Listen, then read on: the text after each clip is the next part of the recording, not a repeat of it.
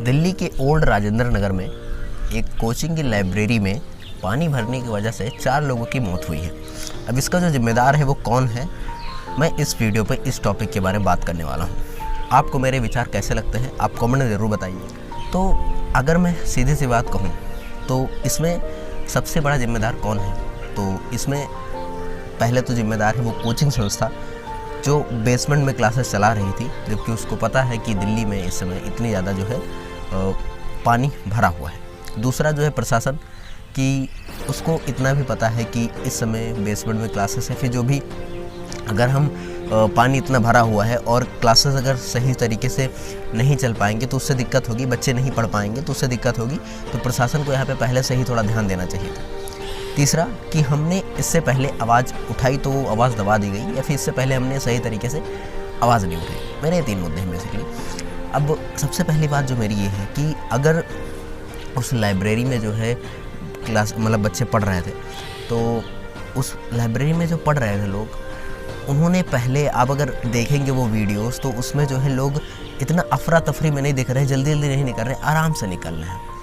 अगर वही वो थोड़ा आपदा को पहले समझ जाते कि हाँ निकलने का समय हो चुका है तो वो जल्दी निकलते, लेकिन उन्होंने थोड़ा देर की। लेकिन उनकी कोई गलती मैं नहीं मानता हूँ, ये गलती प्रशासन की है और उस कोचिंग संस्था की है जिन्होंने बेसमेंट में क्लासेस चलाई। इससे पहले भी कई सारी घटना दिल्ली के ओल्ड राजेंद्र नगर, मुखर्जी नगर, करोल बाग, इन सब में हो चुकी है। तो जो बच्चे तैयारी करते हैं, यूपीएससी की तैयारी करते हैं, एसएससी की तैयारी करते हैं, फिर अदर कॉम्पिटिटिव एग्जाम्स की तैयारी करते हैं, उनके लिए कहीं ना कहीं ये बहुत बड़ा एक सदमा है कि हम अगर तैयारी भी करते जाते हैं, पहली बात तो तैयारी करते हैं, एग्ज़ाम देते हैं, एग्ज़ाम लीक हो जाता है, पेपर लीक हो जाता है। हम यहाँ पे एग्ज़ाम देते हैं, पेपर लीक होते हैं, उसकी समस्या जूझते हैं।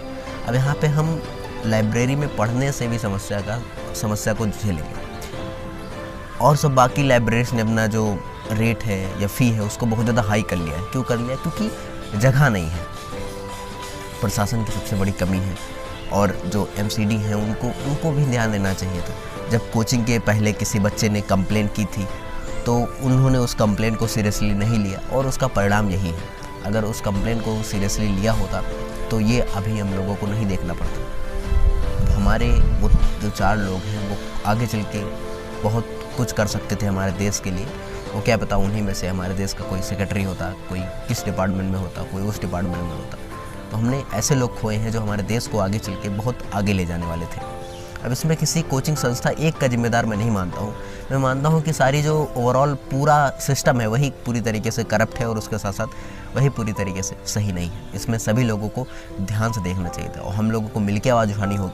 हमको इस वीडियोस को ज़्यादा से ज़्यादा शेयर करना होगा ताकि लोगों तक बातें पहुँचे और लोग इसके बारे में चर्चा करें। लोग गाँव में, जगह जगह पर लोग चर्चा करें, ताकि सरकार के ऊपर दबाव बने और इसके ऊपर जो है लोग अच्छी से अच्छी कार्रवाई हो। और जो है जो हमारे 3 भाई और 2 मतलब बहनें और भाई दोनों लोग जो है भगवान को स्वर्गवास हो चुके हैं, उनकी आत्मा को शांति मिले कि उनकी वजह से और कितने लोगों की जान बच चुकी है।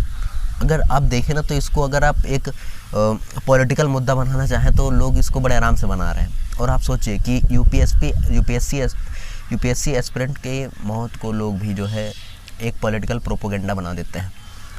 अलग अलग पार्टीज आएंगी, उस पार्टी के ऊपर कीचड़ उछालेंगे, उस पर। हमें पार्टी से नहीं मतलब है, हमें मतलब है कि हमारा एजुकेशन जो सिस्टम है, हमारा एजुकेशन जो है वो कैसा है। हम बिल्डिंग्स के लिए क्या करते हैं, कोचिंग सेंटर्स के लिए क्या करते हैं, क्या रूल्स बनाते हैं उनके लिए, ये सारी चीज़ें बहुत इंपॉर्टेंट होती हैं।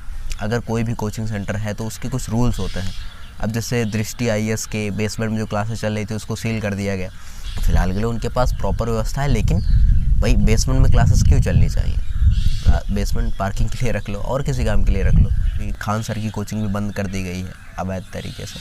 तो बहुत सारे जो है यहाँ पे नेगेटिव और पॉजिटिव पॉइंट्स हैं जिनको आपको पता होना चाहिए। आप अगर इसके बारे में और डिटेल से जानना चाहते हैं तो आप सर्च करिए, पढ़िए उसके बारे में, ताकि आपको सही इन्फॉर्मेशन मिले। अगर आप दिल्ली में हैं तो अब मैं कहता हूँ कि आप ज़रूर जो है उस प्रोटेस्ट का हिस्सा बनिए और जो है सरकार तक अपनी बात पहुँचाने की कोशिश करिए। मैं दिल्ली में नहीं रहता हूँ, मैं अपने गांव में रहता हूँ, इसलिए मैं यहाँ से वीडियोस बना के ही इसका काम कर सकता हूँ, अपनी मुहिम छेड़ सकता हूँ। बस अपने बातों के ज़रिए मैं कुछ लोगों को प्रभावित कर सकता हूँ। बाकी मेरा कोई ऐसा उद्देश्य नहीं है कि मैं इससे जो है लाखों लोगों को पहुंचा पाऊंगा। मैं मेरा सिर्फ इतना उद्देश्य है कि मैं अपनी तरफ से संतुष्ट हूँ कि मैंने इस मुहिम में थोड़ा सी आवाज़ लगाई, आग लगाई थोड़ी सी, इतना मेरा काम है।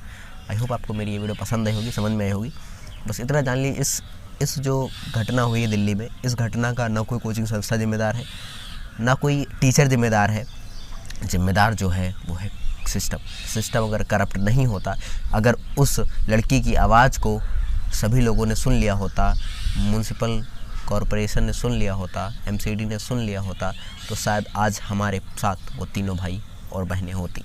आई होप आपको ये वीडियो पसंद आई है।